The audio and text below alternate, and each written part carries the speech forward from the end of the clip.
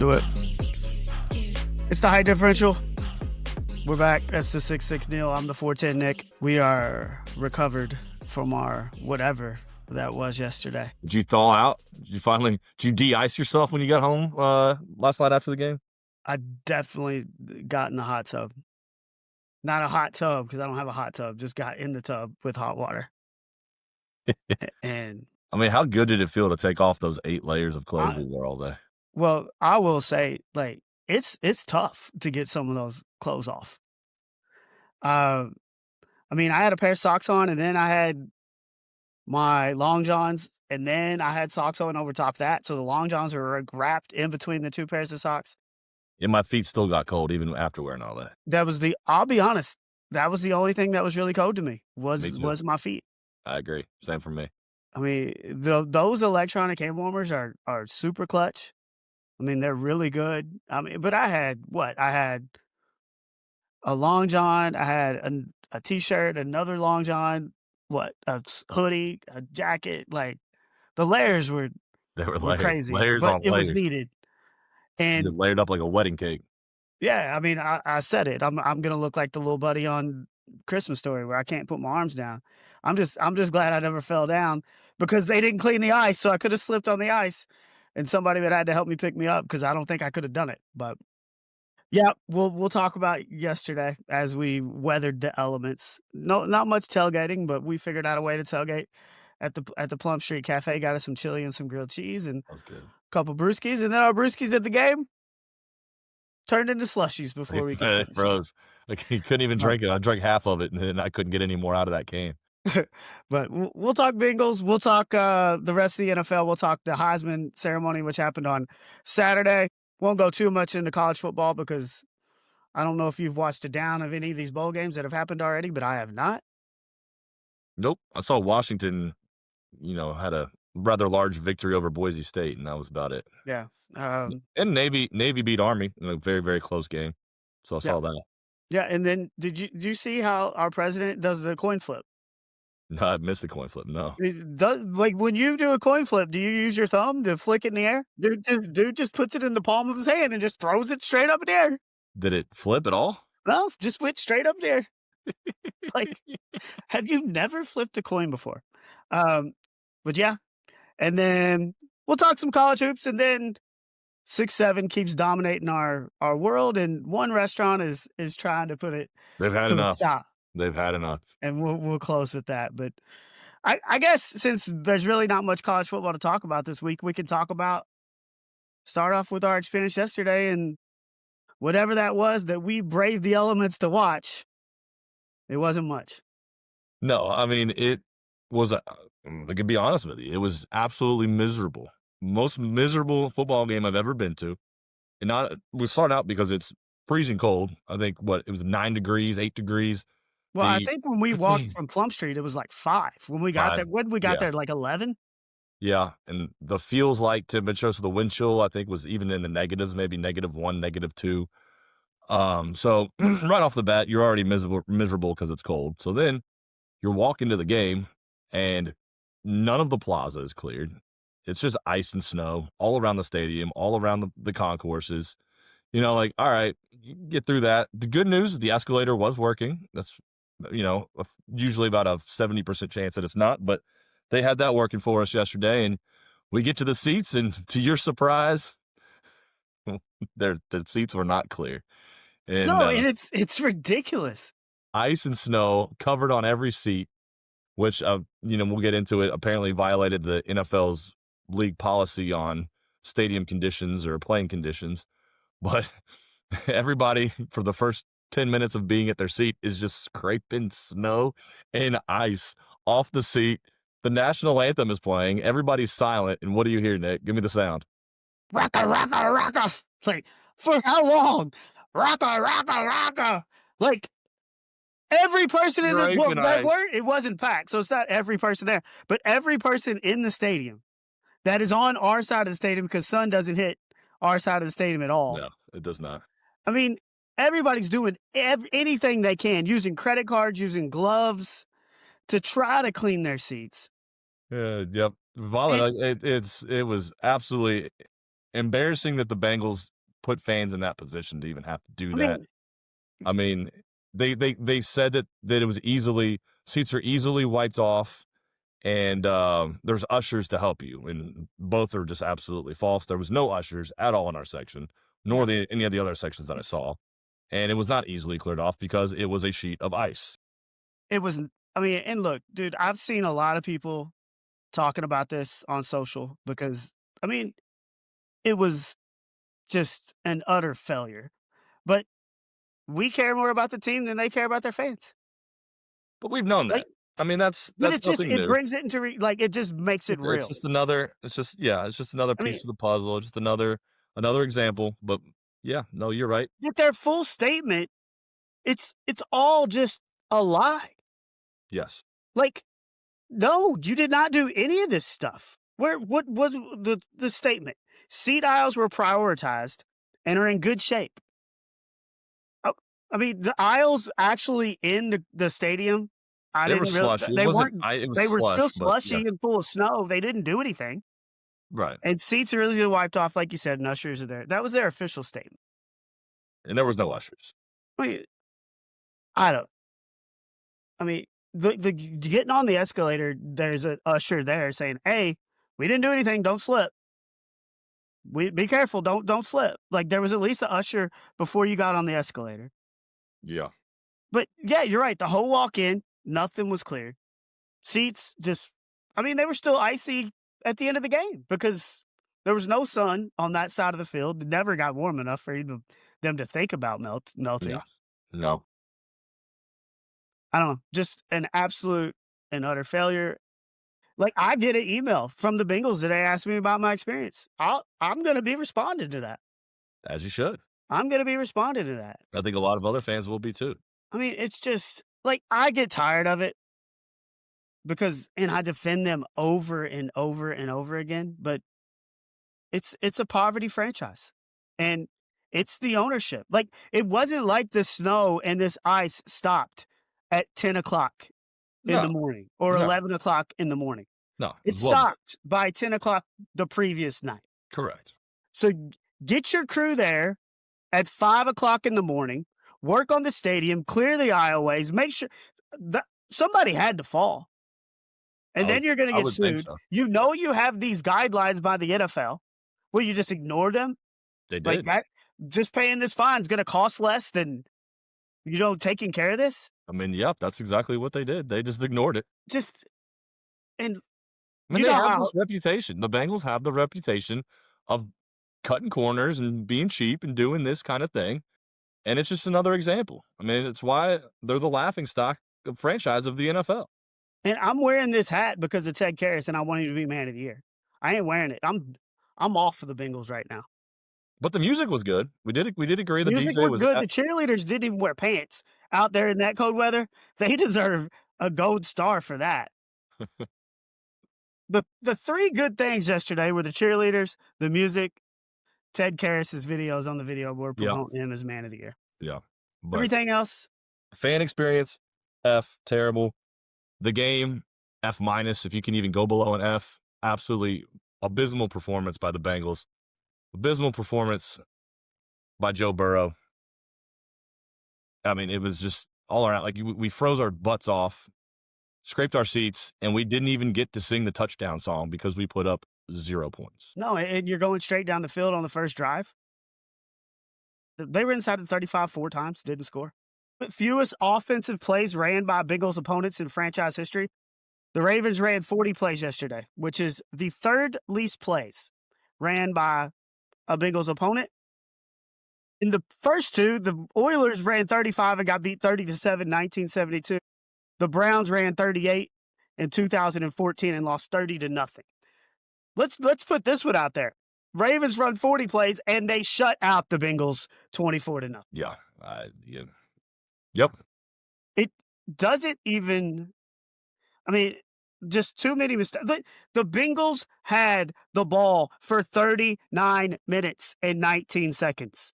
The most of any team to get shut out in the last 42 years. We've done defensive stats all year that are just incredulous. And now we get these. and it's just like the season from hell will just not end. And there And was no, look, I mean, but what contributes to that number and the time of possession, and the offense was on the field a lot, but there was no urgency when you're down 14, 17 nothing. You're down 3 scores in the third and fourth quarter. You'd think you want to maybe go a little bit up tempo. No, they're driving the ball and then they're taking all 40 seconds off the play clock. I thought we got to delay a game at one point. Yeah, I mean, fans are booing. Everybody in the stands knows you're down 17 to nothing. You might want to, hurry it up a little bit. We get it first and goal, and we're still huddling up with 7.5 minutes left, down 3 scores. It's like they wanted to go home as bad as we did. Yeah, no, I think that's actually probably true. Yeah, But you're right. Absolutely no urgency. It's like, well, we can't win this game. Why even try?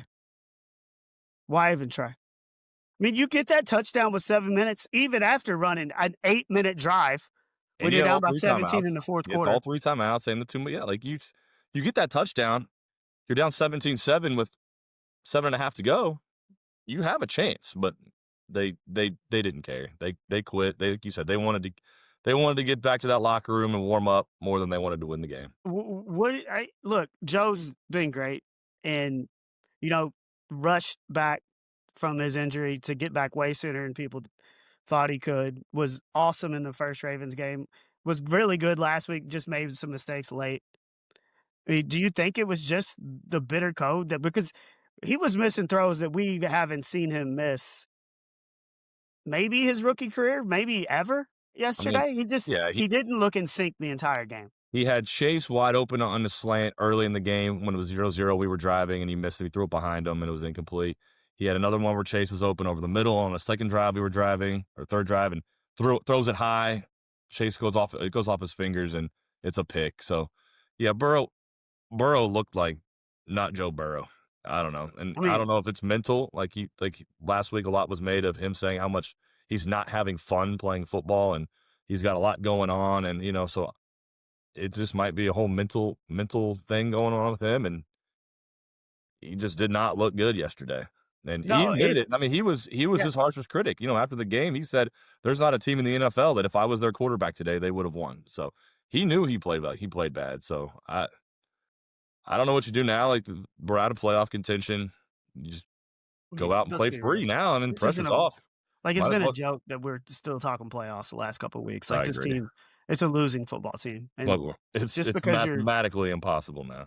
But, Jamar Chase said some things post-game. And, he's like, Joe's always there for me when I need him. But he's never really in my life, I felt like, needed somebody. What are you reacting to? DK Metcalf touchdown. Oh, I just lost the Shirley Squirrels. God. But Joe Burrow is like, well, Jamar is like, Joe's always been there for me when I've been down, but it's never really been the other way. And I think maybe it's my turn to kind of check in on Joe, make sure everything's right. And maybe he's just exhausted from the injury recoveries, from the losing, and it's just all kind of compiled. And I mean, that'll get to you mentally. And but the only way you fix this is if you put a better product on the field and give him a chance to win. And he deserves that. And this franchise and this organization better figure out a way to do that in the offseason, because you are wasting a Hall of Fame quarterback's career. Yeah, no, absolutely right. And a Hall of Fame wide receiver's career too. I mean last year you had an MVP. He could have been the MVP, and you had the Triple Crown winner, and you somehow didn't even make the playoff. Like, if that doesn't sum it up, and then you don't do anything but bring in 2 rookie linebackers to try to fix that defense, and a new defensive coordinator, like, it's the same thing as with the seats. It's the same damn thing. Yeah, no, it is. There's a problem. You chose not to fix it. Yep, you're spot on, 100%. But I guess I'm done talking about the game. I'm done talking about the season. Do you have anything to add? What the national media, all this crap, like Joe, he's going to trade. He's going to Andrew Luck. He's going to retire. Can we stop with all this? Yeah. Like, why does the national media always pounce on this stuff? Like, they did the same thing when he was being drafted. He's going to refuse to play for the Bengals. Made that big old storylines that he ain't going to play. He's going to pull an Eli Manning. Like, can we stop with this? They just did everything the organization did everything that he asked them to do. And now he's just gonna be like, "I'm going to the Jets. See you later, Jamar." Like, it Except for doesn't even me, I make mean, sense. they did what he asked them to do, and, I don't know if he asked them to improve the defense or not, but maybe he needs to ask that in the offseason, and maybe he'll get that. I I think hope it's so. not we've said it week after week, I'm tired of talking about it. It's time for a change. Taylor's gotta go, Tobin's gotta go, and Al Golden's gotta go. Get some fresh faces in here around the team. Like I said, give me Joe Brady. That's Joe Y Burrow's guy and Jamar I Chase's mean guy from college, and let's switch it up. I That's mean, but look, it. the bottom line is you need an actual real live general manager who's able to make decisions. I mean, that's what like, yeah, I'm fine. I will take a new head coach. I will take new coordinators. That's great. But the bottom line is you need a real live GM. I mean, if you're able to draft Akili Smith and keep your job for 20 something more years, probably going to keep it for another one. But like, keep Duke Tobin, but just bring in a real GM over top of you. Get rid of Duke Tobin and bring in a real GM over But they're top. not going to. They're not going to. No, I agree with get rid of him, but I just don't think it's going to happen. I But mean, Stephen you A. and want all these Dan Orlovsky, they got to stop. He ain't going to the Vikings. Like, he ain't retiring. Like, stop with this clickbait. agree. Well, that's what it is. Clickbait. People click on it. That's what they want. And then I get texts, and it's just no, it's not happening. Stop feeding into this national media that doesn't have a clue. He's had a tough year. He's had a tough couple of years. You lose, you get hurt, you get frustrated, and he wants to win. I think more than I mean, look, everybody in the NFL wants to win, but I don't think anybody wants to win more than he does. No, I And agree. it He's one of just the he's a competitor. it just beats you down. And but I don't know if I wouldn't take another quarterback. But I guess the only other quarterback right now that I would consider taking is Josh Allen. What comeback by them yesterday. What is up with this him puking stuff? I have not seen that. You texted me about that. What's going on there? He pukes every game, Like on purpose? like pregame, and he's like, if I don't get it all out, there's going to be more that come out during the game. Hmm. He's just got those nerves, those butterflies going? I don't. I mean, Is it that was his superstition? Like thought. what like what? Like does he make himself throw up on purpose? Yeah, Or is it just natural? Like he naturally just gets that I nervous think he makes feeling and himself do it because he's like, if I don't, then it's going to come up during the game. If I don't get it all out of my system, does that make you kind of like? I don't want to be an athlete if I'm puking every week. it I works got a for pretty him. good Clearly, he's an MVP and he's got leading his team to some big wins and uh, it works I for think him. I I think don't I got know. a puke free 25 I'm trying to wrap up here. What? I got a puke free 25 I'm trying to Puke finish free? here. Puke free 25. But I mean, they were down what? Because we were following it while we were at the game. 24 nothing, I believe. I think it was 24 nothing. And at that point you're like, damn, I guess maybe the Patriots are the real deal. Maybe Let's take a look. you know, last week we talked about you're like, man, maybe they are the real deal. Last It week we talked was about who we it was believe in. 21 nothing with 5:53 left in the first half. Okay. And then So they were down 21 nothing. And then they were down 31-28 in the fourth and had a touchdown with 6.5 to go to win the game. and really, I mean, his numbers aren't crazy. He threw for 193 yards, 3 touchdowns. Only ran for 48. Heck, he did that in one play against the Bengals last week, but big win for the Bills, and I mean, I think that definitely puts them as one of the favorites to win the AFC Yeah. because I was looking for somebody who's been a competitor over the last couple of years, so you don't have to take the Patriots, the Broncos, but I mean, the Broncos just keep proving themselves, don't they? Somehow, some way. Yeah, I mean, that was a big win yesterday, at home. The offense finally decided to show up and put up 34 points, on the good Packer team. So, yeah, every time I doubt the Broncos, they win big games. They beat the Chiefs, they beat the Eagles, they beat the Packers. They're 12-2, They're 12-2. They're the number 1 and seed. I mean, it's hard to argue. we've said this how many times that they shouldn't have lost that Colts game. Correct. So take that away. They're 13-1. Bo Nix yesterday, 302 yards, 4 touchdowns. Big game for Bo. That's probably his best game of the season. Yeah. Yeah, I mean, he might have had a couple that are close to it, but a heck of a win for the Broncos, and at 12-2, at some point you gotta recognize that they're really good, and we've had a hard time doing that. You beat the Broncos. Micah Parsons gets hurt, look like he's got an ACL, so he's done for the year. Yeah, he's out. Yeah.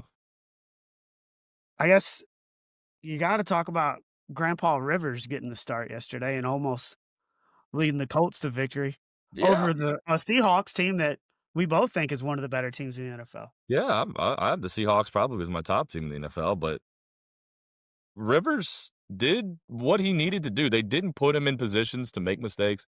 They didn't really allow him to he didn't throw the ball down the field very far.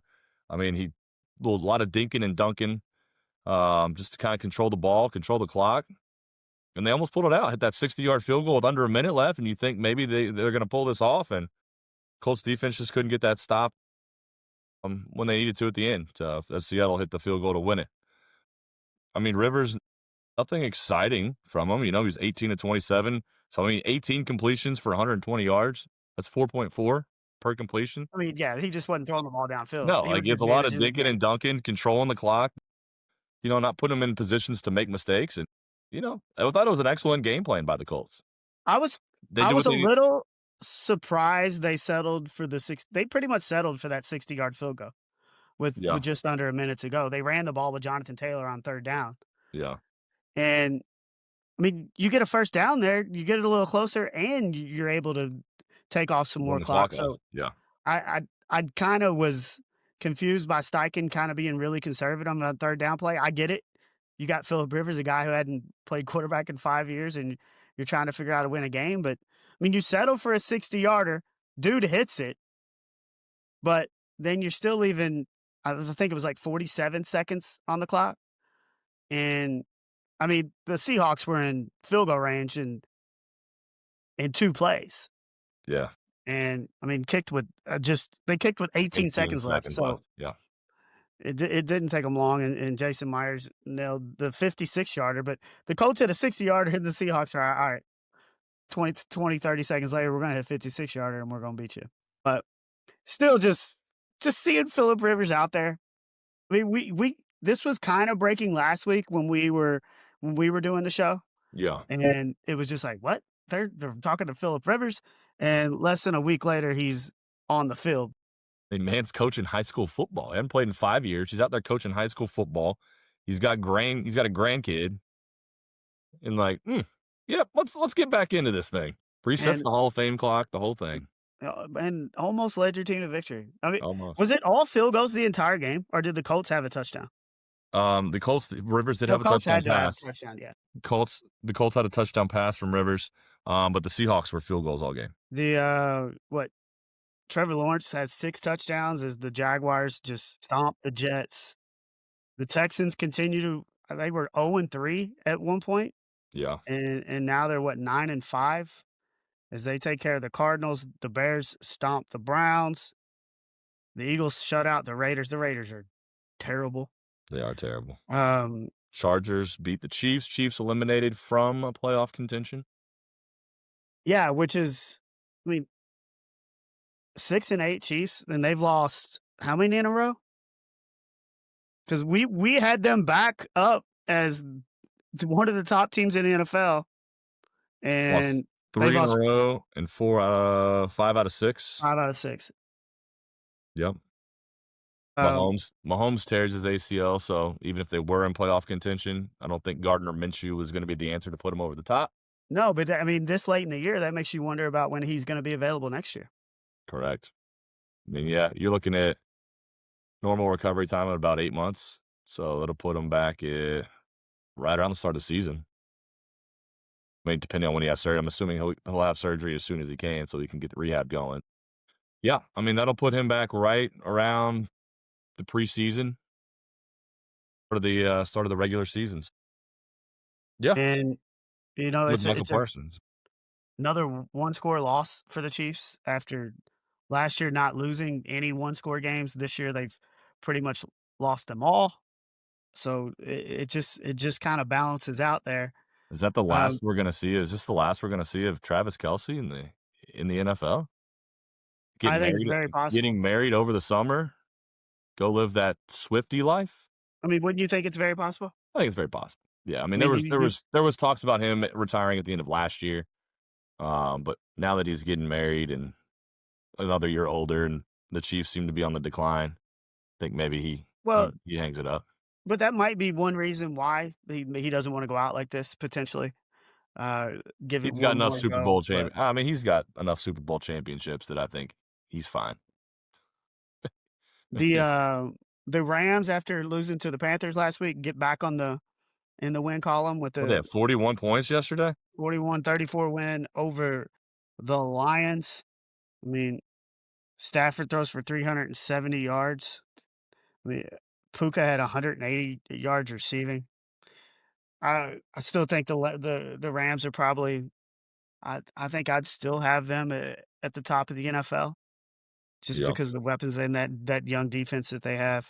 But I mean, you look at the standings and it's just what stands out to me is how it's just still the Broncos are 12-2. Wild.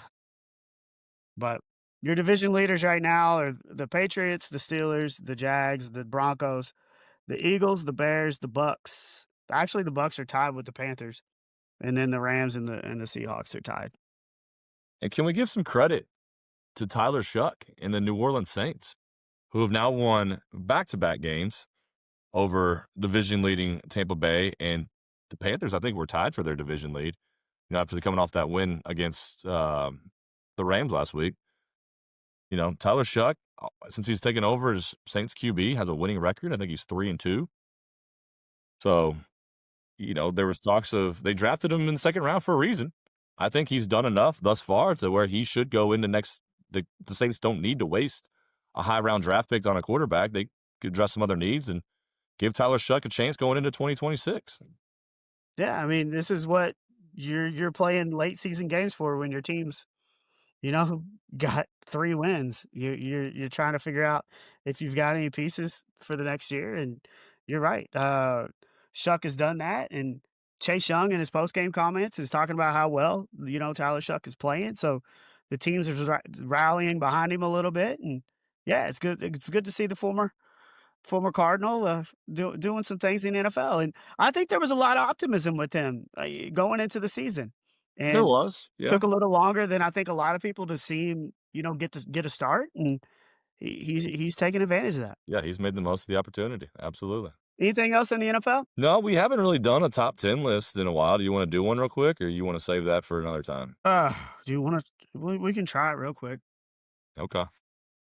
You wanna start? Yep. Just this like, I feel like in the past years, this would be so easy, and it's just yeah, but go. All right. First pick. I mean, I've ignored them all year, but we're gonna go with it. We're gonna go with the 11 or 12-2 Denver Broncos. You're doing it. I They I keep mean, proving me wrong. at some point, we gotta start putting them higher. I mean, you got to trust the numbers, and the numbers say that they're Yeah. 12-2. So we'll go Denver Broncos at number 1. I'll go Rams at 2. Yeah, it's a good pick. I'm gonna go Seahawks right behind them at 3. Both of them sitting there at 11-3, in the division. Alright, then, give me Buffalo. It's a good pick. It's a good pick. What do we? So was that That was your 4. 4th pick? 5th pick. The Los Angeles Chargers will be my fifth choice. So right now we're at Broncos, Rams, Seahawks, Bills, Chargers? Yep. I mean, there's an Mm, obvious pick sitting out there. I There's guess an I got obvious pick out there. I gotta go Patriots. Yeah. Yeah. I mean, it was tough. The Chargers and Patriots for me was a tough one, but yeah, Patriots, that's a good pick. Hard to ignore those numbers as well. They're 11-3. Right after that, let's go. Oof. I mean, That's tough. they're playing really good football actually right now, and they just put up big numbers yesterday. Let's go with the Jacksonville Ooh, Jaguars. that's the first love the Jags have gotten all year from us. I mean, they're sitting there at 10-4. They are on a W5 5-game winning streak, which the Texans are right behind them on a W6. Liam Cohen's got him playing some good ball down there. I And they mean, absolutely dominated yesterday. yeah, I mean, the defending Super Bowl champions are still 9-5. I know they've had issues, but I gotta go to the Eagles at 8. Okay.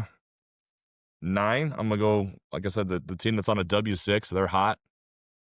The Houston Texans started out 3-5, and they're sitting there now at 9-5, in I front of guess, the playoff race.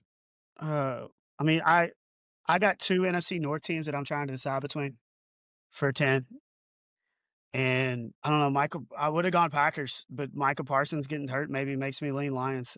Oh, you don't trust the Bears at all? Oh, I'm not pick no. Yeah, I'm not picking the Bears. Not a Bears guy. I mean, Caleb Williams is gonna have to prove it. Okay. When I said 2 NFC North teams, you assumed the Bears were one of them? I did. I did. But I agree with you on with Parsons being out.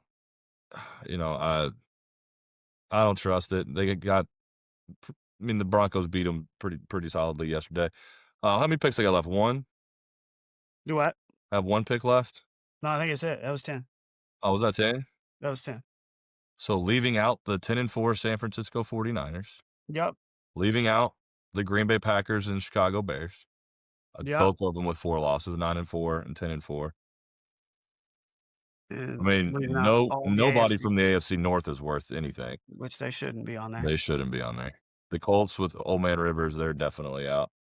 So yeah, I don't know. I think we think we got some good picks in there. You know, the Bears being left out and the Niners being left out is a little controversial, but Only picking 10 teams. I mean, more than 10 teams make the playoffs. Your boy Mendoza won the Heisman. he did. First Hoosier in program history to do it. Won it pretty convincingly. It wasn't really that close of a vote. I think he deserved it. When your team's 13-0, you're the number 1 seed in the college football playoff, and you've had the season that you had with the numbers you put up. I mean, I think that was the obvious choice. I mean, Yeah, I mean, Diego Pavia steals the spotlight with his actions, what he usually does. which is just shut up. Like Mendoza, your team's 13-0. You won the Big Ten. You threw for 3,000 yards, 33 touchdowns, 6 picks. Diego Pavia's thrown for 3,200 yards, 27 touchdowns, and 8 picks. And yeah, I get it. He runs the ball. He ran for 826 yards. But in no world is 11 and what, a 10-2 quarterback that numbers are similar, that runs the ball a little more. Should he be complaining about not winning the Heisman over a quarterback who's led his team to an undefeated record and a number 1 No, seed and in the tournament? you know, he took to social media and was blasting the Heisman voters and blasting Mendoza and blasting Indiana and, you know, kind of talking a little bit of stuff. But I mean, Pavia's a great player. There's no doubt he puts up great numbers. I mean, the stuff that went on afterward was a little unnecessary, but Do you lose respect for him after all this a little bit? Does it change the way you look at him? I mean, I think that's just kind of his personality, though. I mean, we've kind of he's the flashy, kind of talks a lot. He backs it up on the field. I mean, that's just kind of who he is. It doesn't surprise me that he did it. I think he's hurting himself if he's trying to play at the next level by doing it with his antics and with the stuff that he's saying. So I think he needs to watch what he says and the way he acts, because there's NFL scouts and GMs that are potentially interested in him that might pass on him. You know, we saw it kind of with Shedeur Sanders and how he dropped so far because of He didn't do anything like this. He didn't do anything like this, but he some of the things I think Dion had as much to do with that as anything. Yeah, but we saw that your actions off the field can kind of hurt you. You know, this is another example of if you want to play on Sundays, you might want to watch what you're doing. And he did issue an apology today. I don't really know if he meant it. I'm pretty sure his agent probably told him to do it. I don't know. There's no doubt. Yes. He didn't just come up with that on his own. No, because it doesn't seem like he doesn't seem like the type of kid that would apologize. I don't know. I mean, I'm not surprised by it. I mean, I'm not saying I lost respect for him. I mean, I think he's a great player, and I don't know him personally, so I can't say that he's a bad person. But this is what we got to base it off of. Yeah, I don't know. I mean, that's why this is as important as it is. I don't know if I would want him quarterbacking my NFL team. Right. To me, there's a difference between being confident, yes, and being an idiot. I mean, he just kind of came. I mean, it's that sore loser type of I know he's a competitor and he wants to win everything he does, and winning a Heisman Trophy is, you know, one of the goals. If you, it's like the top of the top of the top. Like, like that's one of the biggest things in your football career. So I understand the disappointment in losing, but there's a way I to do, lose the right way. but you can be disappointed, Yeah, and I think that's perfectly normal. yeah, But to act like a entitled little yeah, brat, yeah. I mean, it changes my perception of him a little bit. Like, to me, it screams, "I'm a me guy." Complain about your team not being in the playoff because your team was really good. Yeah, You know, sh I mean, weren't really on the brink, but they were good enough to win some games. yeah. They coulda won some games in the playoff, but I don't know. It rubbed me the wrong way. Like, be happy for the guy next to you that won it, that has very similar numbers and went undefeated. Yeah. And your team lost 2 games, and that's why you didn't win the Heisman, and that's why you wasn't even close because everybody felt that way. So you're in the minority, Diego. I mean, that's what it is, and maybe it's being around Theo Vaughn and being in this Hollywood, like, mind, like, all this kinda stuff, maybe that plays a role in it. I mean, I don't know much about Theo Vaughn, but I know that he's kinda been hanging around with him, and maybe that gets to your head a little bit, and maybe it's all moving a little too fast for him, but just be a gracious loser. You learn more about somebody when they lose something ever than when they win something, Well, I mean, and especially from where you come from. Like you went to what D3 school. Where did he start out? Wasn't a D1 college. I'm not sure off the top of my head. Then he goes to where? New Mexico State. Yeah, he was in New Mexico State for 2 years And before then coming to he comes Vandy. to Vandy and just balls out at Vandy, and gets noticed. So it's like you think he'd be a little more humble just from where he started to where he's been to where he's gotten. But I don't know. But maybe that would like the journey. Like he would appreciate it more, the journey, and be a little more humble. But But you're right. I will be interested to see, like, I haven't really seen him that high on draft boards to begin with. Was it nah, have you I s I have not. so it'll be interesting to see how that affects But if his you like, draft but if status. GMs are on the fence, like let's say you're that I late know round, he's undersized too, so that plays a role. but if you're that projected late round, fifth, sixth, seventh round pick, and GMs might just say, nah, it's not worth it. We're gonna pass. Yeah. So, I don't know. It's the story should have been Mendoza and being undefeated, and I feel like it kinda turned to Pavia still in the story, and just I don't know, just kinda rubbed me the wrong way. But I did see one set of stats that compared, and this, look, I am not taking anything away from Mendoza because Burrow's senior year at LSU was just wild. But have you seen their numbers compared to each other? I mean, obviously both Heisman winners, and this is Joe Burrow's is going to be 2 extra games because they played 2 games to get to the and when they won the title. But Mendoza 2980 passing yards, Joe Burrow 5671 passing touchdowns. Mendoza leads the nation with 33. Joe Burrow 60 NCAA record. Interceptions both 6. Completion percentage 72 Mendoza, 76 Joe Burrow. Passer rating 153.9. Joe Burrow 202. Mendoza did rush for 6 rushing touchdowns. I think Joe only ran for 2, but I mean, just putting those numbers side by side, does that say more about, like, it just says more about the fact that that LSU team was just incredible, and obviously Joe played a big part of that. I mean, that LSU team was historically good. Like not just good, they were historically good. I mean, they're up there with that Miami was the 2001 ish Miami Hurricane team that had all those draft picks on it. Like, yeah. I mean, Burrow, I think is better than Mendoza. He had, that season just speaks for itself. But I mean, he's Joe Burrow. I mean, it's it to be seen what Mendoza will do in the NFL. As I think he's projected to be a first round pick, if not the number one first quarterback taken. But he's no Joe Burrow. But he Well, also didn't have it. I think he is He doesn't have projected the to be. talent that Joe Yeah. Burrow has either or had. No, I mean, it's just so different. But those just the comparing those numbers side by side, That's it's insane. it's pretty alarming how different they are. Um, we haven't talked a ton of college hoops yet. So, and last week I wanted to talk about this stat that Matt Norlander put out from CBS, but because we went I think, almost an hour talking college football alone. We really weren't able to get into any college hoops. But last week's AP Top 25, which was week 6, Yeah. every champion since 2004 has been in the top 12 of the week 6 AP rankings. Yes. So that's every year since 2010. So I'm going to read off the top 10 from last week. Top 12. Top 12. Do you think there's any teams outside of this top 12 that could potentially win it all and Okay. ruin this streak? Arizona, Michigan, Duke, Iowa State, UConn, Purdue, Houston, Gonzaga, Michigan State, BYU, Louisville, Alabama. I mean, obviously, you're taking that field. You're taking that against anybody else. But is there Yeah. anybody that kind of stands out that's not in that top 12 that you think could potentially win it all that you've been impressed with yet?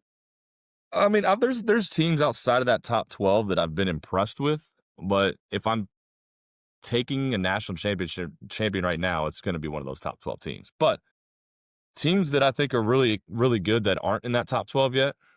I mean, you're looking at the Arkansas Razorbacks, who beat a top 10 Louisville team at home, was up big on Louisville early in the first half, and they held on late to get that victory. They're also coming off another big win over a ranked Texas Tech team. I think Texas Tech was ranked 16th this past weekend, and Arkansas handled their business there. It was a So great game, though. I It mean, was a great it way was to a great start game. Saturday. Yeah, like Arkansas, they got off to a slow start. They lost some marquee games. They lost to Michigan State by 3. Lost to Duke by 9 in a game that they were, I think, winning most of the way there. And then their other loss was They've just lost 2. they only lost 2. Okay, yeah. So a 3-point loss to Michigan State, and then a loss to Duke. I think it was in New York City at the Garden, in a game that they were winning for a decent chunk of that, and Duke kind of pulled away late. So 2 good losses, and like I said, they've got a couple big wins under their belt. So I would say Arkansas is probably one of those teams. I mean, 2 of Um, their last 3 games, they beat Louisville and Texas Tech. yeah, I mean, it's I think Kansas is on that list as long as Peterson can stay healthy. He's been out for a little while when they've lost a couple of these 3 games that they've lost, but that's a team that has a lot of talent. They could put it together. But another team that 2 teams I've been very, very impressed with that I don't think have a chance to win the national title, but Vanderbilt is playing great basketball, as is Nebraska. Nebraska goes into Illinois this past weekend and gets a big victory. And both of those teams now ranked in the top 15, I believe. yeah, Let's see, both undefeated. Nebraska's 15, Vanderbilt's up to 13th. So those 2 teams I don't think will win the national title, but they're charging, and they're off to great starts. Yeah, and Hoiberg's kids playing for him there, which is kind of cool. Yeah. Yeah, I think you know another team that you didn't mention that has already lost 4 games, but if their guards can figure it out, it's your defending champion Florida Gators. Florida. They still have some of the best bigs in the country. I mean, they're so deep there. Uh, their guards just, I mean, obviously Walter Clayton was so good last year. But this year their guards have kind of struggled. They brought in a kid from Princeton, what's his name? Xavier Lee, and then they also brought in Boogie Fland. Boogie Flag. And I mean that I don't know if the UConn game last week was such a fun game to watch. They just didn't get plays down the stretch from their guards. And Xavier Lee's got cut a lot of slack because his move to Florida was so publicized. But I still think they've got the talent back there if those guards can figure No, it they out. do, and they've had some close, tough losses against really, really good teams. I mean, they've lost that opening game to Arizona by 6 in a game that was very close, and Arizona's now ranked number 1 in the country. They have that inexplicable loss to TCU along the way. They lost by 4 there on a neutral site, but that game that they played in that ACC SEC Challenge at Duke at Cameron was one of the best games of the season. Duke pulled out a 1-point victory, but Florida was up late. They hit a 3 with under a minute left. Duke came back and answered that 3. So that was a back and forth game there late. The Florida was right there and had a chance to win it. And then, like you said, that game against UConn where they lose by 4. And all 3 of those teams are ranked in the top 5. And then you got that, I mean, that your schedule's TCU, brutal. you got that TCU mark on your resume, but Your other 3 games where you're losing by 4 points here, 1 point there, and 6 points there, all the top 3 or 4, all the top 5 teams. That's, I mean, it proves that they can play with the best of the best. So they are. You're right. They have a chance. We'll see. They got to get better. And look, anytime you're adding new pieces, sometimes it takes more times to gel than others, and they've got the talent. And let's see if they can. I don't think the SEC is as strong this year, so league play they should be able to get some confidence. I Arizona and Michigan, I think, have really kind of separated themselves from the pack. I would put Duke in that. Duke in that conversation. I think you could put Duke in that pack as well. Arizona gets a 20-point win against Alabama, and they get 6 points from Kobe, which just proves that, you know, I mean, they're a deeper team. And then Yaxel, for Lundenberg. Michigan has Yeah. been, Lindenborg, who came over from UAB. I mean, not a lot of people were talking about this transfer, and now he's in conversation of potentially being maybe in player of the year talks. I mean, if I had to pick the team that I think has played the best though so far this year, it's going to be Michigan. I I mean, mean, they're just they're killing beating. everybody. They're not just beating teams; they're beating ranked teams by 30 and 40 points. You know, when they went out to that play, they won the whole Players Era tournament. They beat San Diego State in their first game by 40. They beat Auburn by 30, and Auburn was ranked 21st. And then they beat a Gonzaga team by 40, a very good Gonzaga team by 40 points. And then they just keep it up. I mean, I know it was Rutgers. They beat Rutgers by 40. They beat Villanova by 28. And then they beat Maryland by 20. So they're not just winning games, they're winning games convincingly. Well, and look, if you want to argue Arizona, I mean, they've got 5 top 25 wins already. Yeah. They've already beat Florida. They've already beat UCLA. They've already beat UConn. They've already beat Auburn. They've already beat Alabama. So it's an exciting year for college basketball because I think there are a lot of really good teams.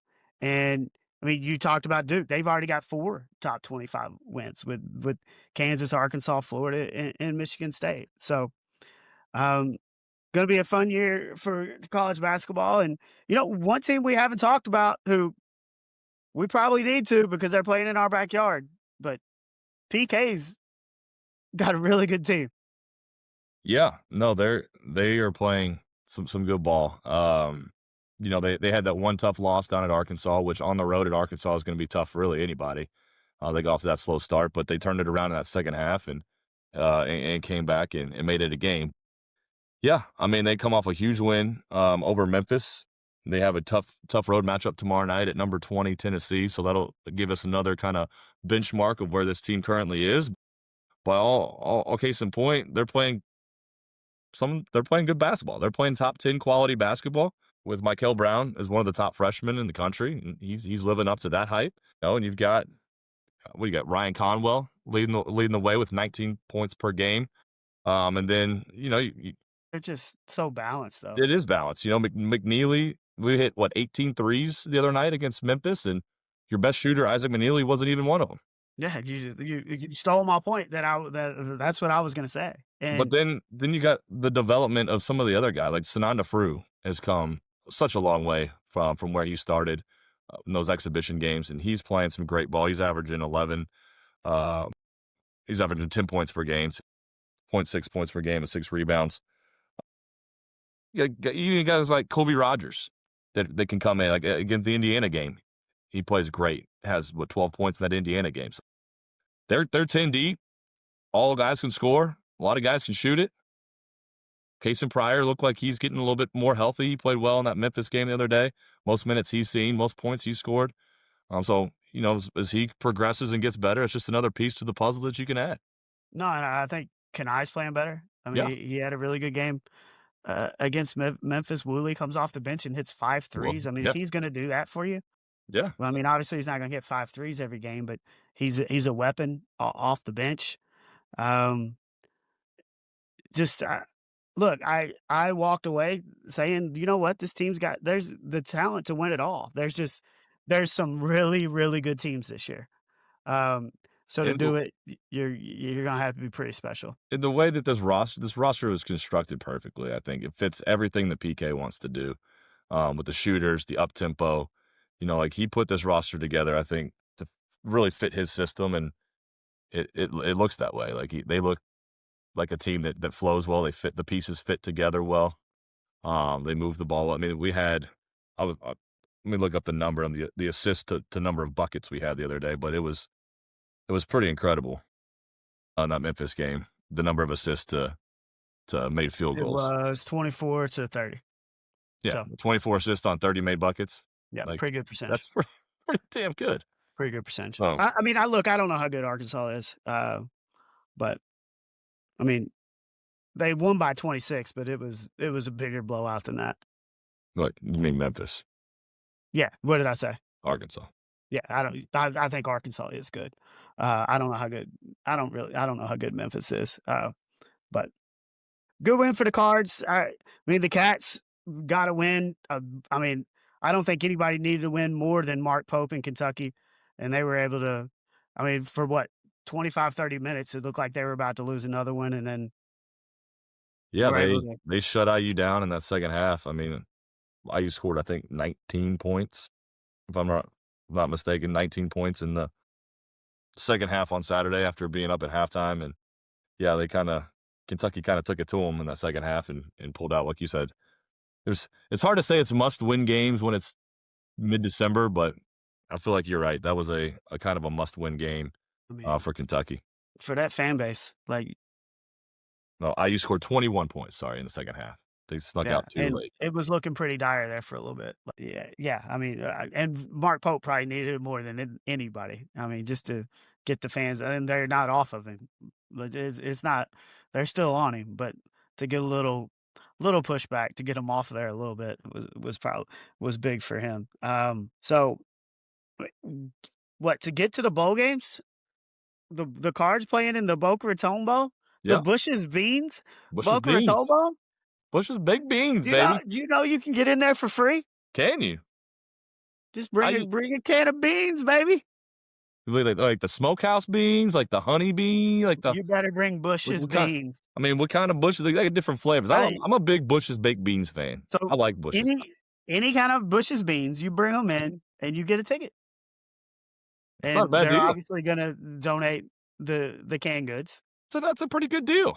I like that. It's not a bad deal. I mean, what's a can of Bush beans cost? What about $2, $3? $3? $2, $3? Yeah. So you can get in and watch a bowl game for $2, $3, watch the Cards play I mean, Toledo? I would hope that fans would bring more than just a can, to kind of help out. Maybe bring a couple cans, get your free ticket. But yeah, I hope a lot of people do that. Feed the homeless, feed those in need, and come watch a good football team. Come watch a good football game. Yeah. Did you know in sunny Boca Raton? when did you find out about this today through me, or did you already know it? No, I knew it. I didn't know it. I saw it earlier.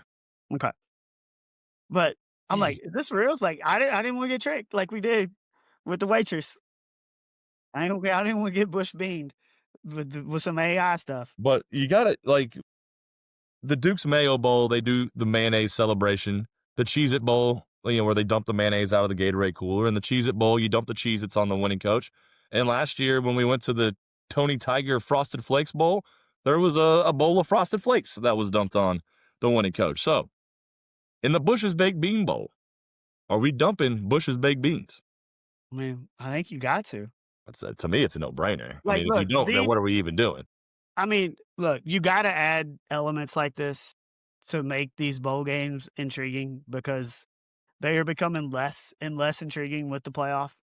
But if you're like tearing the face off of a real live Pop-Tart and then you see his skeleton insides, like people look forward to that. Yes. You pour mayo on a dude on the coach's head, people look forward to that. Yeah. So yeah, I think look, Coach Brom, if you're able to, and you probably should win this game, you're gonna get beans on your head. I hope so. Because that's what the people want. Then I feel like, like the teams, they go down early and they do like a lot of there's a lot of events that surround a bowl game. There might be a parade or a fan fest here or there, like the battle of the bands. But let's get a bean eating contest. Let's get the offensive linemen of both teams together a couple days before the game.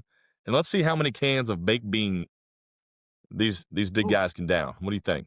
That's fine. I would be so bad. And what nothing like, I'll eat, like, give me a little bit of baked beans on my plate, but I'm not going all in on them. No, you're not a baked bean guy? I I'll love eat baked them. beans. I'll eat them, but I'm like, at a restaurant, they're probably when you're picking 2 sides, they're not gonna be one of my picks. Depends on the other side. No, yeah, a nice barbecue joint, get the baked beans, Yeah, I'm probably not going smokehouse to. beans. I love when, like, you go to, like, a Easter or a Christmas or something, like a family get together and everybody has to bring a side dish. I'm going back for seconds on the baked beans. I I like the just baked beans. I just look for the noodles and gravy, bro. I know you do. Who's bringing the noodles and gravy? Let's No, put a but if little I'm what in a, about like a what if we create a new dish? Can we do noodles and beans? oh, no, no. Uh, but if I'm at a barbecue restaurant, I'll get the green beans, maybe maybe some corn on the cob if they've got that. Well, I mean, Mark's has got really good corn on the cob. Corn on the cob? Yeah, bro. I mean, don't get me wrong, I love corn on the cob, but if you're at a barbecue restaurant, that side dish is probably 5th or 6th in line. That goes behind the mac and cheese. It goes behind the green beans, behind the baked beans, probably behind the mashed potatoes, because usually they But got some good mashed how many potatoes. barbecue restaurants have mashed potatoes? I would say most. I Some mean, of them have those spicy mostly you can baked get a baked potatoes. potato or a sweet potato, but I don't know how many you're gonna get a mashed potatoes. Who's the restaurant that's What around about here that potato salad? Would you ever do that? I'm not a potato salad guy, but I would put that, in the pecking order of barbecue restaurant popular side dishes, that's going ahead of corn on the cob. That's So just is Mark's just the only barbecue place that has corn on the cob? yeah, you can go make your own corn on the cob at home, and it'd No, be it's good like as good as fried. that. It's like different. It's better. Fried corn? Yeah, they I mean, you fry get it. that you go to a Mexican restaurant and get that, like, Tumbleweed has the fried corn on the cob. This that's Michael not a Vanover. real Mexican Shout out to restaurant. Michael Vanover, he Not a gets real that at Mexican Tumbleweed. restaurant. That's his go-to side at It's Tumbleweed is Tex-Mex. It's Tex-Mex, bro. It ain't Mexican food. well, whatever. I don't know. Corn on the cob is the weird pick. You're not I was going off Mark's. maybe. I do kinda probably agree that that is a odd You choice. and your food What about opinions, fries? What about fries? wedges. Wedges at a barbecue joint. Yeah, I'm not getting french Yeah, fries at a barbecue joint. I mean, I guess when I'm thinking baked beans, I'm thinking more summer cookout than I am barbecue. And still, I'm getting a little spoonful, just a little guy, just a little guy. That's disappointing to hear. But hey, if I coached my team in the Boca Raton Bowl presented by Bush Beans, pour them all on me. Let's go. Let's let's go. Um, we talk about 6-7 every single week. Yup. One In-N-Out Burger, they're done with it. I They're I putting a stop to it. I don't blame them either. In-N-Out Burger removed the number 6-7 from its ticket system after the viral 6-7 meme reportedly caused mobs of teenagers to flood restaurants. We have taken 6-7 out of our system. So whenever we're taking orders, it goes 66 to 68 because of people like you, one employee told a young man. The employee noted to People, the magazine, that the number 69 was also removed from the system for a similar reason. Do you agree with it? 1000% agree, because these videos that I've seen with these kids taking over the restaurant just for them to call out number 6-7 and then basically start a mob in celebration, like, what's the point? What's the point? Like, they're probably like these kids aren't probably ordering anything of substance. They might order a drink just so they can get a number out of the way. Like, no, like, it's causing chaos. It's disrupting the other diners. It's doesn't even make any ounce of sense whatsoever. I absolutely agree with taking out the 6-7. It just keeps going too. Like, it hasn't lost any steam.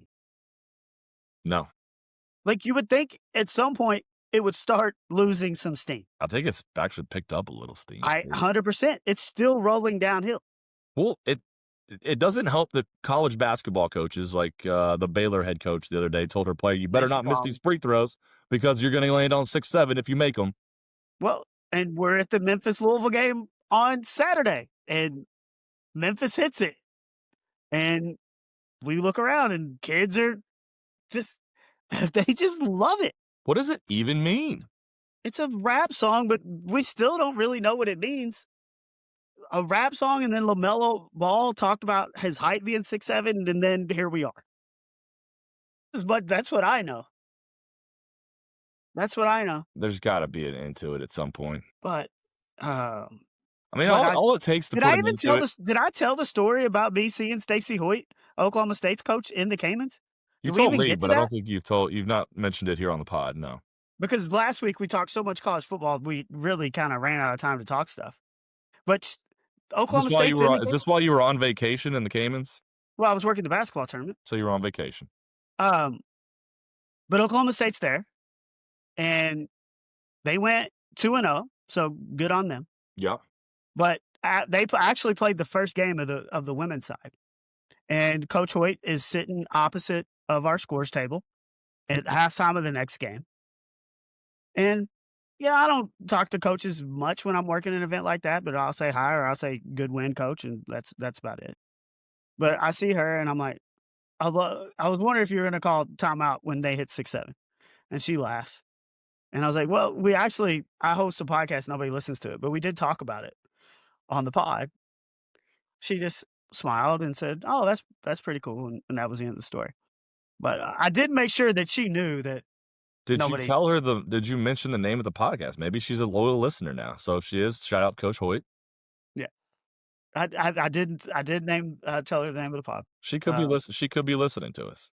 But it was I mean, it just continues to build up the whole 6-7, just talking to a coach who called a timeout once their team scored 67 points and let the whole crowd go nuts. Have you started listening to Christmas music yet? Yes. Yes. When do you start listening to Christmas music? I mean, it's acceptable to start listening to Christmas music after. I'm not asking when it's acceptable. I'm asking, when does Neil start listening to Christmas Well, I music? don't have it on like 24/7. But like in your car, like when you're commuting, are you listening to Christmas music on your commutes? Not every day, not every time. But you have? Yeah. Okay. Probably about 4 times since Thanksgiving. What are you listening to? Like, it's on 106.9 FM, 24/7 Christmas music that's going on. Do you have a favorite Christmas song? I mean, Silent Night's beautiful. Jingle Bell Rock. I mean, Christmas in Hollis, Run DMC.